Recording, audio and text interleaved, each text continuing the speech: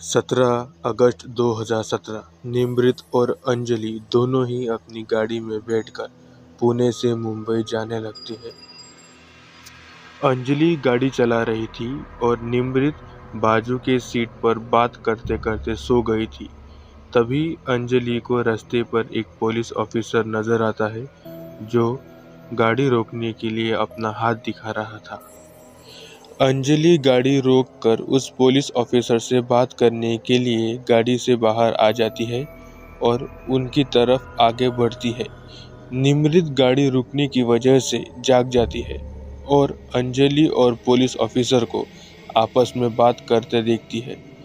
Anjali police officer से बात कर वापस गाड़ी की तरफ जाने लगती है। निमृत अंजलि से पुलिस ऑफिसर क्या कह रहा था उस बारे में पूछती है। अंजलि कुछ समय चुप रहती है लेकिन बाद में उसे सब सच बता देती है। वो पुलिस ऑफिसर उन्हें इस रास्ते से जाने के लिए मना कर रहा था।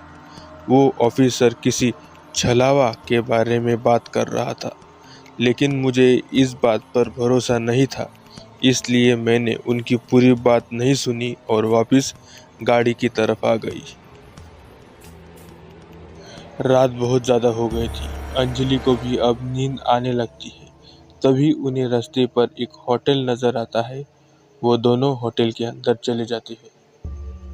होटल के अंदर उन्हें कोई भी नज़र नहीं आता है। रिसेप्शन पर भी कोई नहीं था।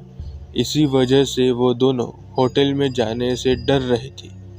लेकिन रात भी बहुत ज़्यादा हो गई है और अंजलि को भी पुलिस ऑफिसर ने जो बात कही थी, इस वजह से उसे भी अब गाड़ी चलाने से थोड़ा डर लग रहा था। तभी अचानक से उन्हें एक बूढ़ी औरत नजर आती है।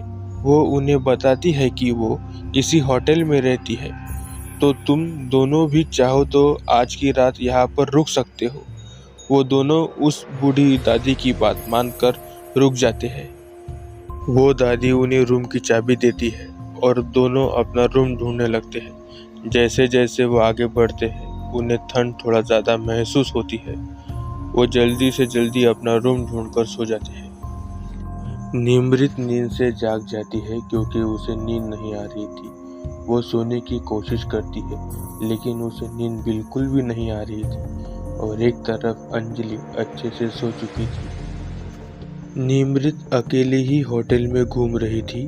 घूमते घूमते उसे वो बूढ़ी दादी नजर आती है, तो निमृत उस दादी से बात करने के लिए आगे बढ़ती है। निमृत उस बूढ़ी दादी से छलावा क्या होता है और क्या सच में छलावा जैसी कोई चीज़ होती भी है या नहीं, इस बारे में पूछती है।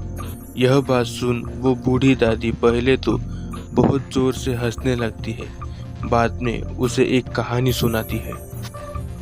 आज से 3 साल पहले तुम्हारे जैसे ही इस होटल में रात में एक पुलिस ऑफिसर आता है। उसे भी छलावा और भूतों पर भरोसा बिल्कुल भी नहीं था।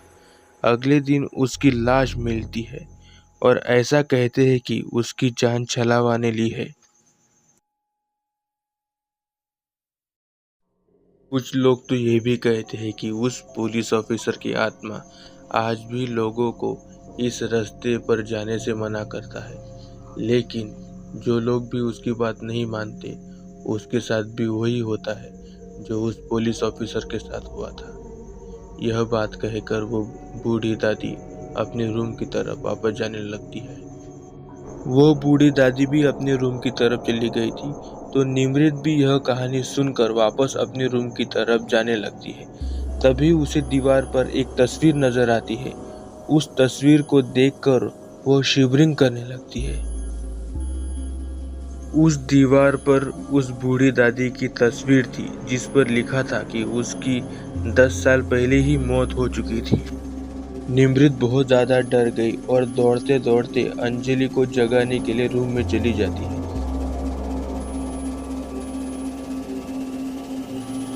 जैसे ही वो रूम में पहुंचती है, वो देखती है कि अंजलि की लाश लटक रही थी।